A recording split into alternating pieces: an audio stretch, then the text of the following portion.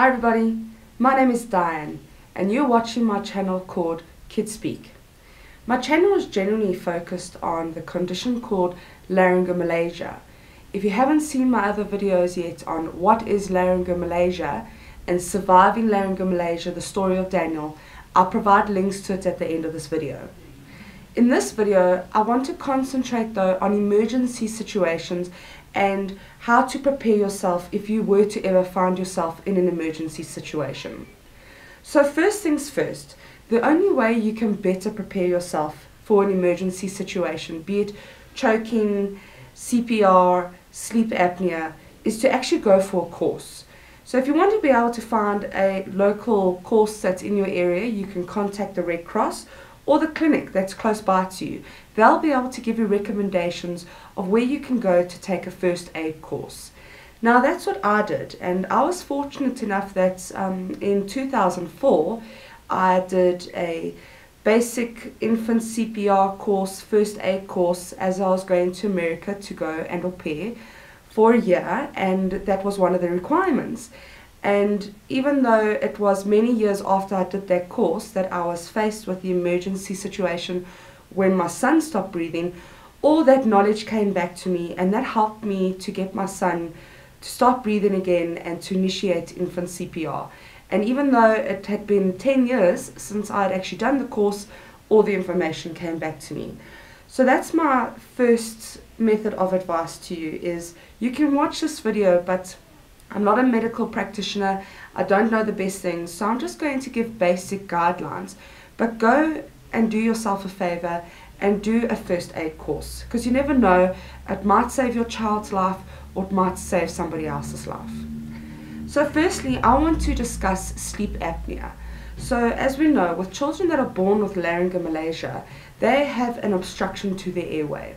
So it's very common for them to have obstructive sleep apnea.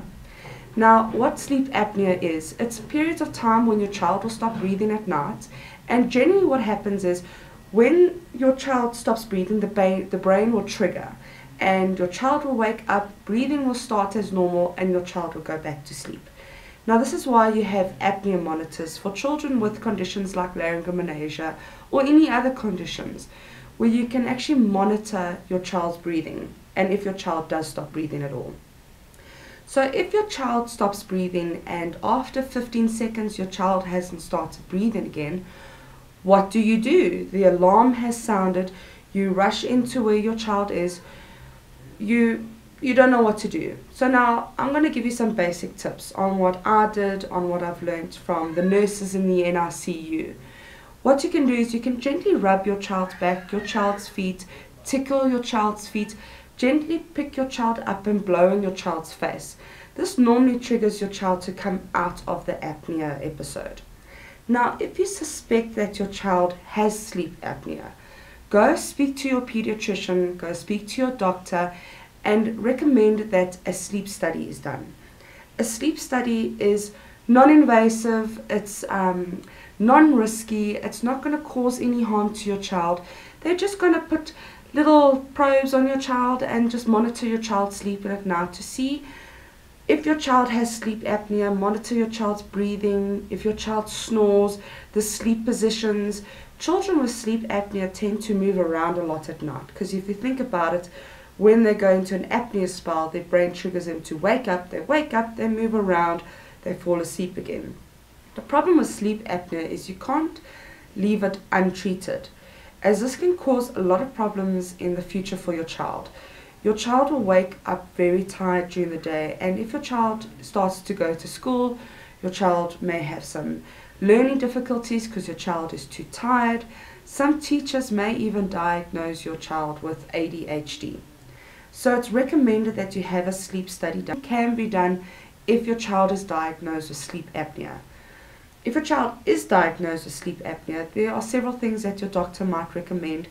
The most invasive that I think is that mask that they put over your child's face that constantly pushes air down your child's throat to keep the windpipe open. Some of them might recommend surgery to remove some adenoids, just to get rid of the obstruction.